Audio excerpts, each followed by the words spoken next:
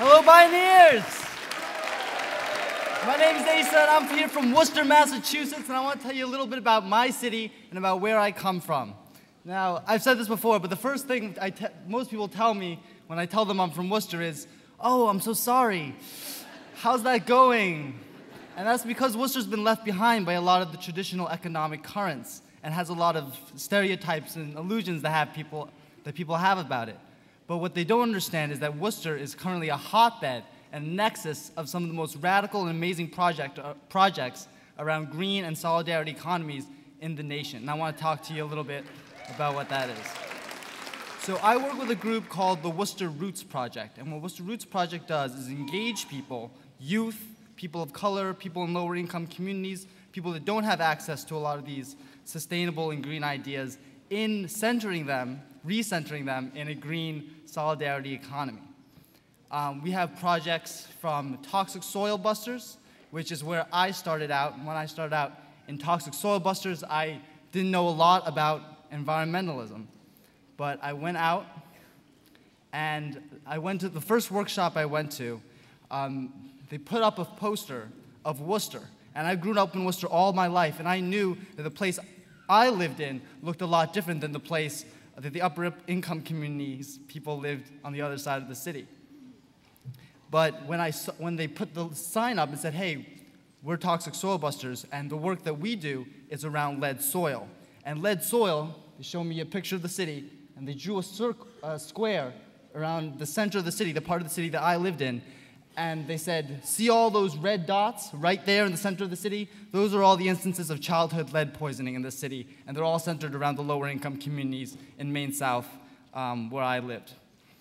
So this started me thinking about how even in our movements for an environmental and just society, we sometimes overlook inequities and disparities in the ways that these negative impacts have on the people that are living there. So when we go out into the communities, we sometimes assume that excuse me. Thank you. Toxic Soil Busters.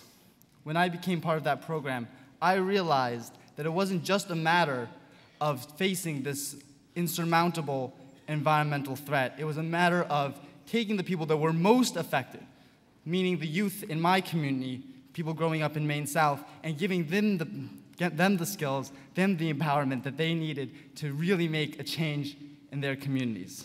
So some of the projects that we're doing right now, Toxic Soil Busters goes out, and I've led this crew, and we do lead soil remediation, lead safe landscaping, and lead testing in the city of Worcester. And we've remediated over 50 yards in the city of Worcester.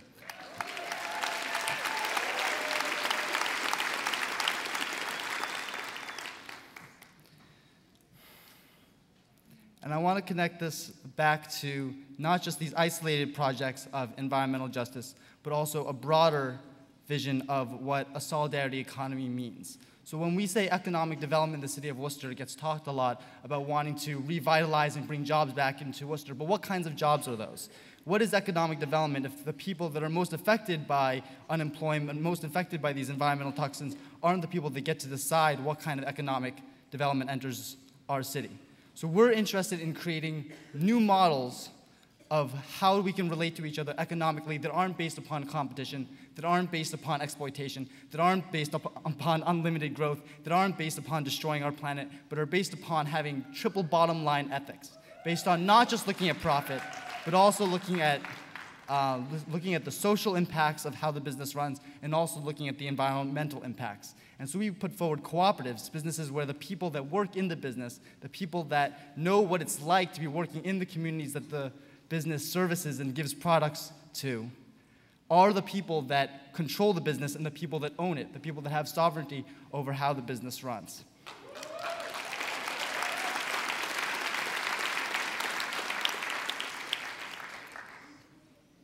I don't want to be part of a movement that doesn't understand that youth cannot just play a part as spokespeople, cannot just play a part as tokens of youthful energy, but have to be equal partners in imagining the world that we will live in.